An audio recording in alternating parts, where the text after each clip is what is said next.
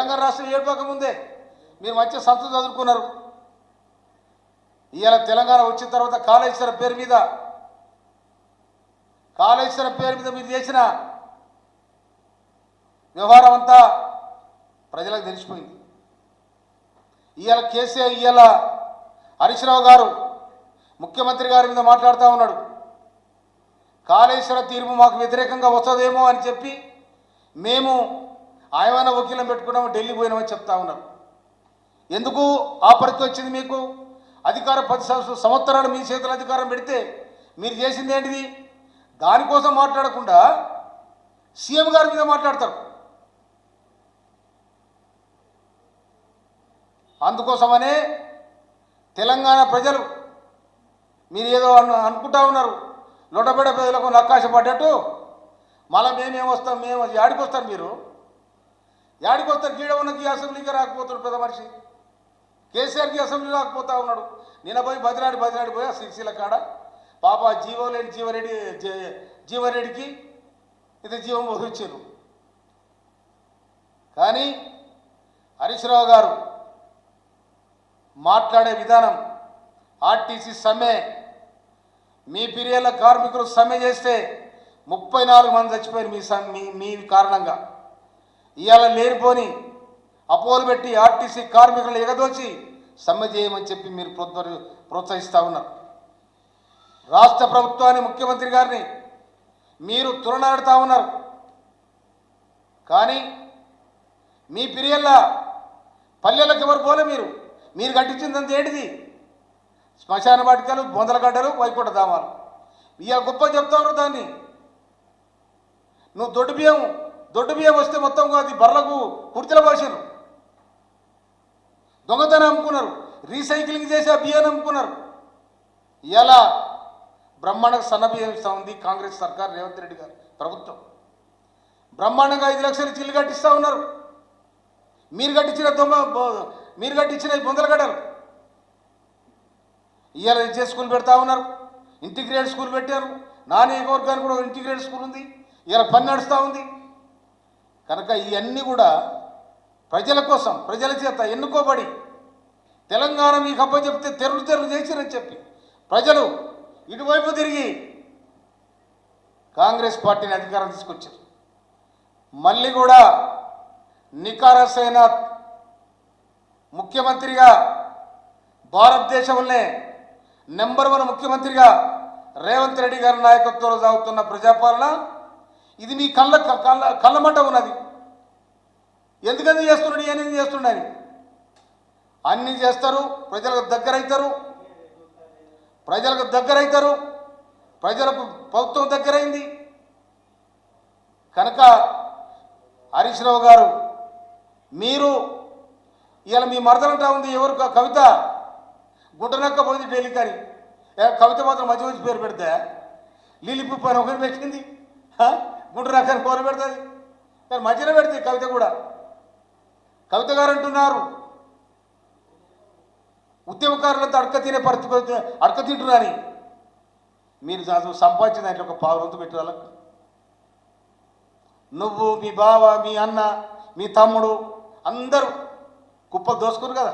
అలాగే ఇంత పెట్టి ఒక 10 వంతు పెట్టి మీరు చాలు. కనుక అమరవీరుల కోసం కవిత గారి, కేటీఆర్ కానీ ఎన్నడొచ్చారు మీరు పార్టీకి? తెలంగాణ ఉద్యమంలో ఎన్నడు చేరారు మీరు? 2006 మీద కేసీఆర్ రాజీనామా చేస్తే ఆగం మేఘాల మీద హరీష్ రావు మీ కుటుంబాన్ని ఆగం చేస్తుండ అని చెప్పి కొంతమంది ఆగ మేఘాల మీద ఫోన్ చేస్తే అమెరికాలో వచ్చి దబ్బున వచ్చారు మీరు.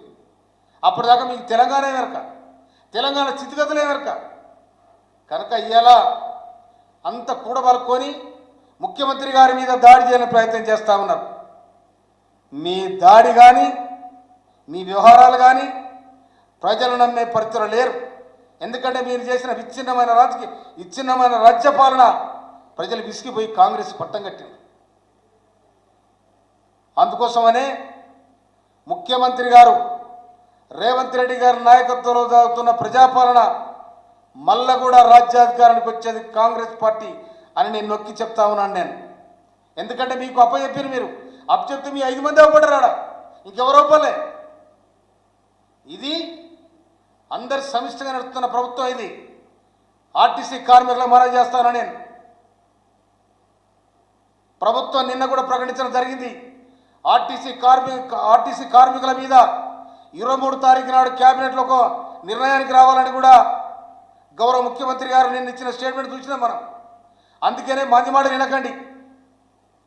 అన్యుడు పోయినాక అధికారం కోల్పోగానే ఆర్టీసీ కార్మికులు యాదికొస్తారు, అంగన్వాడీ కార్మికులు యాదికొస్తారు, ఆశా వర్కర్లు యాదికొస్తారు.